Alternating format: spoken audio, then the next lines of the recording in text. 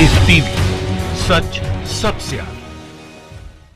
नमस्कार, आप देख रहे हैं द लाइव टीवी। आपके साथ मैं हूं भुवन शर्मा। थूकता है भारत आज उन लोगों पर जो पूछता है भारत कहकर अपना एजेंडा चलाते थे प्रोपेगेंडा का। सरकार और भाजपा की कठपुतली बनकर उनके इशारों पर नाचने वालों पर थूकता है भारत। 4 महीना सुशांत की मौत को तमाशा बनाकर सिर्फ और सिर्फ झूठ परोसने वालों पर थूकता है भारत। टीआरपी के लिए पत्रकारिता और पत्रकारिता के मूल्यों की अंत्येष्टि कर देने वालों पर थूकता है भारत। थूक सिर्फ आम लोग ही नहीं रहे, बल्कि अपनी जमात वाले भी, अपनी बिरादरी वाले भी थूक रहा है। यकीन नहीं हो रहा तो इन्हें सुनिए जरा। जांच किसी के चाहने के अनुसार, क्योंकि उसको लगता है भ्रम फैलाकर वो अपनी दुकान चलाता रहेगा, नहीं हो सकता है। अब ऐसे में सवाल ये है कि जो अफवाहों की दुकान से सजाकर रोज बैठने के आदी हो गए हैं, उनको ये समझाना जरूरी है कि एम्स से ऊपर क्या। कुछ लोग एम्स की रिपोर्ट पर तरह तरह के सवाल खड़े कर रहे हैं। एम्स के एक्सपर्ट्स की काबिलियत, निष्ठा को कटघरे में खड़ा करने की कोशिश हो रही है। Arnab Goswami, you run a Banana Republic channel. You run a channel that has deliberately created a media trial for whatever your ends are, but do not bring journalism down to the level that you have. This is the only advice I will give you. This is not what journalism is about. कहते हैं ना कि एक गंदी मछली पूरे तालाब को गंदा कर देती है, वैसा ही हो रहा है मीडिया में भी। अब उस गंदी मछली ने जब ज्यादा ही गंध मचा दिया तो दूसरी मछलियों ने अब मुखालफत शुरू कर दी।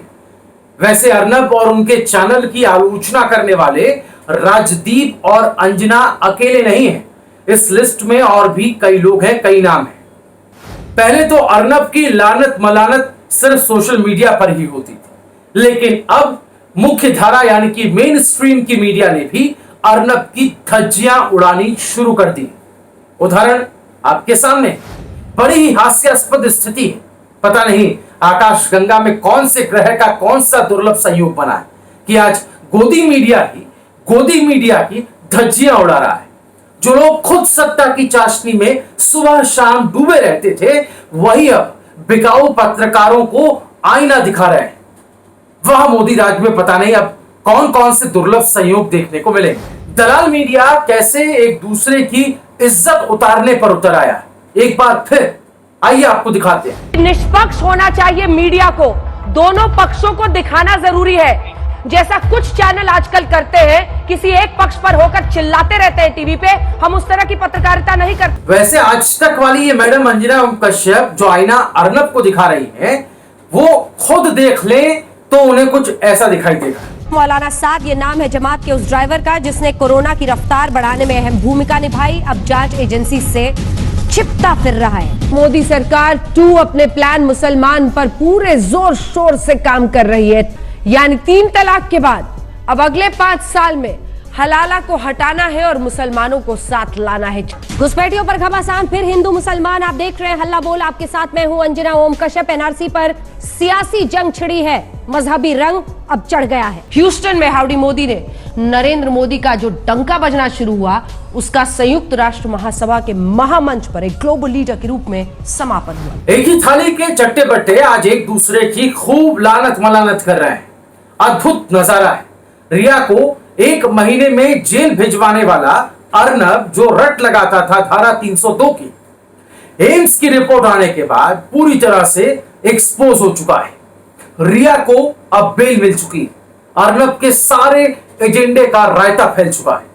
देखिए कैसे अर्नब ने इन 4 महीनों में सुशांत की मौत का तमाशा बनाया, सिर्फ और सिर्फ टीआरपी और महाराष्ट्र सरकार के खिलाफ षड्यंत्र प्रोपेगेंडा चलाकर। बस कुछ दिन में ही सुशांत और दिशा की हत्या का सच सामने आने वाला।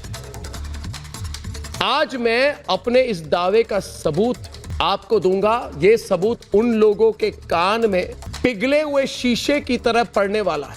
देशवासियों, आज मैं फिर दावा कर रहा हूं और मैं इस सच को भी साबित करूंगा कि सुशांत सिंह राजपूत ने आत्महत्या नहीं की, उसकी हत्या हुई है।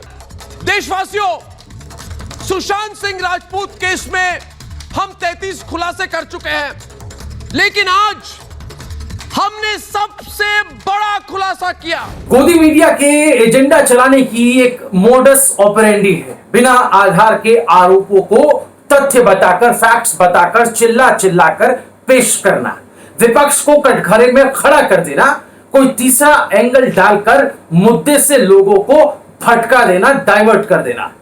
अमेरिकन कार्टूनिस्ट है विन गैरिसन, उन्होंने गोदी मीडिया को देखते हुए ये तस्वीर बनाई है जिसे लोग खूब शेयर कर रहे हैं ट्विटर पर। इस बिकाऊ मीडिया ने भारत ही नहीं बल्कि विदेशों में भी इंडियन मीडिया की खूब फजीहत कराई है। तभी तो अंतरराष्ट्रीय मीडिया रैंकिंग में भारत का नंबर 145वां है, जो कि पहले 140 था। दिलचस्प यह है कि झूठ अब एक अटूट अथक धारावाहिकता में सामने आता है। गोदी मीडिया, भक्तगण, सोशल मीडिया का इन दिनों ऐसा गठबंधन हो गया है कि कोई भी झूठ सच की तरह फैला दिया जाता है और कई बार लगता है कि झूठ को सच से नवेरने, अलगा पाने की हमारी क्षमता पर भी कुठाराघात हो रहा है। कई बार हमारे पास ऐसा विवेक करने का समय नहीं रह पाता। झूठ इतनी तेजी से एक के बाद एक आते हैं कि जब तक एक एक झूठ को आप पहचाने तब तक दूसरा झूठ आ जाता है। झूठ इतनी गतिशील शायद ही पहले कभी रहा। उसकी गतिशीलता कहीं ना कहीं उसकी व्यापक मान्यता का भी आधार बनती जा रही है। हम ऐसे समय में हैं जिसमें झूठों का अंबार लगता जा रहा है और हम उसकी किसी हद का अंदाज तक नहीं कर सकते। यह झूठ के बेहद का क्षण है। यह भी अनदेखा नहीं किया जाना चाहिए कि इस समय सच बोलना सत्ता को गाली देना माना जाने लगा है। प्रश्न पूछना तो द्रोह पोषित हो चुका है। हर स्थिति को एक नई सरहद की तरह इस्तेमाल किया जाना लगा है। बहुमत है तो विरोध करना अनुचित है आज के वक्त में। चाहे सीमा पर चीनी आक्रमण हो रहा हो तो सच्चाई जानने की चेष्टा करना सेनाओं के मनोबल पर प्रहार करना हो गया है। आपकी देशभक्ति ही संदिग्ध हो जाएगी। असली सरहद पर खिंच गई है कि आप भक्ति और वफादारी, आज्ञा पालन की हदों में रहें और सच की चिंता ना करें। बहरहाल थूकता है भारत एक चैलेंज बनकर ट्विटर पर खूब ट्रेंड कर रहा है। और वैसे तो ये जो तस्वीरें हैं ये एडिट की गई है, मजे लेने के लिए है, लेकिन ये गुस्सा है लोगों का बिकाऊ दलाल गोदी मीडिया पर। क्या कहना चाहते हैं आप इस वीडियो पर कमेंट में जरूर बताएं। जल्द मुलाकात होगी अगली वीडियो में।